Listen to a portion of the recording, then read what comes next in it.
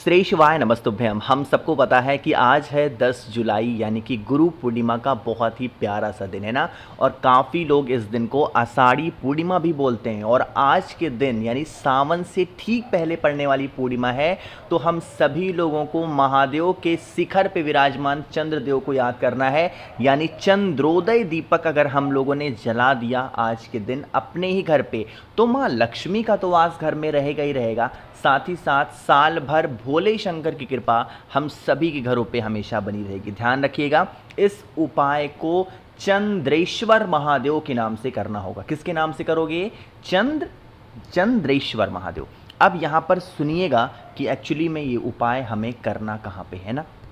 देखो, सबसे पहले मैं आपको बताना चाहता हूं कि पूर्णिमा के दिन जो चंद्र देवता होते हैं वो अपनी पूरी चरम सीमा पे होते हैं। मतलब उनकी जो रोशनी होती है ना, आप मेरी बात मानो, आज रात में ना आप अगर 8, 9, 10, 11, 12 के आसपास देखोगे निकल के ना, ऐसा लगेगा घर के बाहर किसी ने बल्ब जला दिया, किसी ने एलईडी लाइट जला दी है, इतनी रोशनी होगी आपको हर पूर्णिमा। या तो शरद पूर्णिमा की रोशनी इतनी तेज होती है, या आषाढ़ी पूर्णिमा की जो रोशनी होती है बहुत तेज होती है ना। आपको क्या करना है, जहां से भी चंद्रदेव के दर्शन आपको हो रहे हों, अगर आपको अपने छत से हो रहे हैं तो वहां चले जाओ, अगर आपको अपने घर के मेन गेट से दर्शन हो रहे हैं वहां पे चले जाओ, कहीं से भी जहां से चंद्र देवता के दर्शन हो रहे हों, चंद्रदेव की साक्षी में इस दीप को हमें प्रज्वलित करना होगा। ठीक, समझने की कोशिश करते हैं। सबसे पहला काम करना है, जो दिया हमें जलाना है उस दीपक को आपको रखना होगा कहाँ पे? इस प्रकार से चंद्र देवता की रोशनी में। कौन सी बत्ती लगाना है बताओ जल्दी से? गोल बत्ती नहीं लगानी है, मैंने तो ऐसे बता दिया। क्यों? क्योंकि चंद्र देवता की रोशनी चारों तरफ घूमती है, तो इसीलिए इस दीपक के अंदर हमें कौन सी बत्ती लगानी होगी? इस प्रकार से चौमुखी बत्ती लगानी है। ठीक है ना। विशेष दिन है, विशेष तिथि है, तो हम सभी को दीपक के अंदर डालना भी क्या है बताओ जल्दी से? हमें घी डालना होगा। ठीक है ना। चलो अब बारी आती है दीप को प्रज्वलित करने की। लेकिन दीप प्रज्वलित करने से पहले आपको एक बात और पता होनी चाहिए कि पूर्णिमा के दिन चावल के दाने का यानी अक्षत का बहुत बड़ा महत्व होता है। आप लोगों को अक्षत के कुछ दाने पहले तो नीचे चावल रख देने हैं दीपक के। ठीक, उसके बाद में चावल के ऊपर दीपक रखना, चौमुखी बत्ती लगाना, घी डालना। अब जब आप इस दीप को प्रज्वलित करोगे तो आप लोगों को चारों बत्तियों को जलाना है, कोई एक नहीं, चारों बत्तियों को जलाना है। जब चारों बत्तियों को जलाओगे चंद्रेश्वर महादेव का स्मरण ही करना है। किसका ध्यान करोगे बता दो जल्दी से? चंद्रेश्वर महादेव का स्मरण करते हुए दीप को प्रज्वलित करेंगे, दीप को जलाएंगे। दीपक जलाने के बाद में आप लोगों को यह कामना करनी है, हे चंद्र देवता, हे चंद्रेश्वर महादेव, हमारे घर परिवार में इस प्रकार से प्रॉब्लम है, ऐसी समस्या चल रही है, आप हमारे घर से इन सभी समस्याओं को दूर करें। ठीक है ना। इस प्रकार से आपको दीप को जलाना होगा। अच्छा हाँ, एक चीज़ बताना भूल गया मैं, जो दीपक आपने जलाया ना, उस दीपक के अंदर भी चावल के कुछ दानों को ज़रूर डाल देना, जिससे आपको इस उपाय का पूर्ण फल अच्छे तरीके से मिलेगा। ठीक है ना। चलो, तो पहला उपाय आप लोग को क्लियर हो गया भाई। आगे बढ़ते हैं इस वीडियो के हम लोग अपने दूसरे उपाय की तरफ, जो कि आप सभी को किससे करना है? रुद्राक्ष के साथ में। यह उपाय स्पेशली हम कर किसके लिए रहे हैं?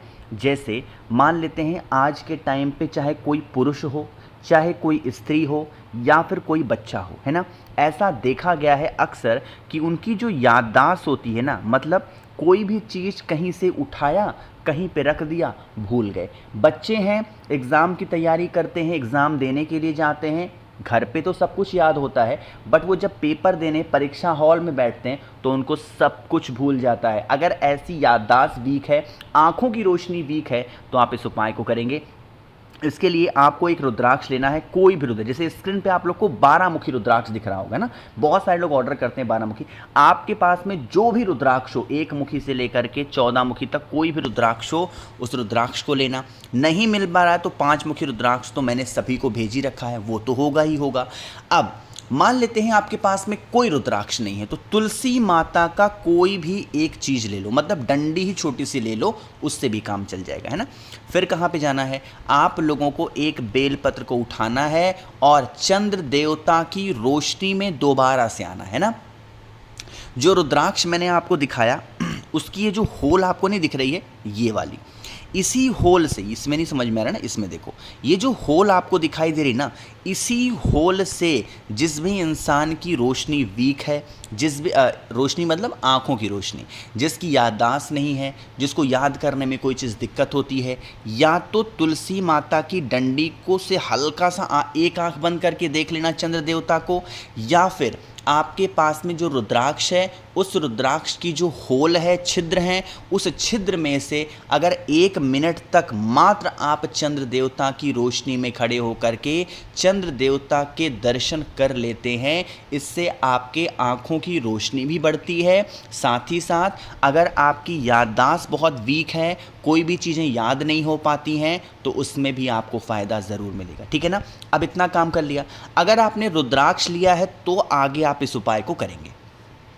रुद्राक्ष के बाद मैंने बेलपत्र भी दिखाया। सबसे पहला काम करना है, बेलपत्र को महादेव के शिवलिंग के ऊपर रखिएगा और जो रुद्राक्ष था उस रुद्राक्ष को एक तांबे के लोटे में जल को डाल के रुद्राक्ष को डालिएगा और फिर 1 लोटा जल चढ़ा देना। इससे क्या होता है, महादेव की कृपा बनी रहती है। ध्यान यही रखना है, हम सभी लोगों को चंद्रेश्वर महादेव का स्मरण ही करना है। कौन से महादेव का? चंद्रेश्वर महादेव। ठीक है ना, 2 उपाय भाई आप लोग को समझ में आ गए होंगे। आगे बढ़ते हैं इस वीडियो के हम लोग अपने तीसरे उपाय की तरफ। अब तीसरा उपाय आप लोग के लिए एक बहुत ही प्यारी सी न्यूज़ है। वो कौन सी न्यूज़ है आपको पता है? आपका चैनल द नेचुरल प्लैनेट 12,70,000 का परिवार हो गया है।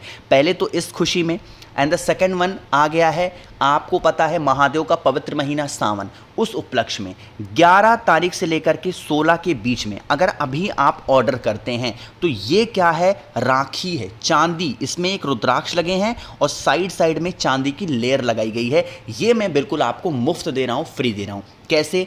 अगर आप 7 मुखी रुद्राक्ष होता है धन प्राप्ति के लिए, बहुत सारे पैसे के लिए, 9 मुखी रुद्राक्ष होता है घर में से लड़ाई झगड़े को दूर करने के लिए, किसी को सुधारने के लिए, और इसके साथ 12 मुखी रुद्राक्ष होता है घर से बीमारियों को दूर करने के लिए, लोगों को सुधारने के लिए। बाकी 1 मुखी, 4 मुखी, 10 मुखी, जो भी रुद्राक्ष अगर आप मुझसे खरीदते हो, लेते हो, इसके साथ मैं आप लोग को बहुत सारी चीज़ें फ्री दे रहा हूँ। सबसे पहले तो स्क्रीन पे आपको जो राखी दिखाई दे रही है चांदी वाली 1 रुद्राक्ष की, ये बिल्कुल फ्री दूंगा।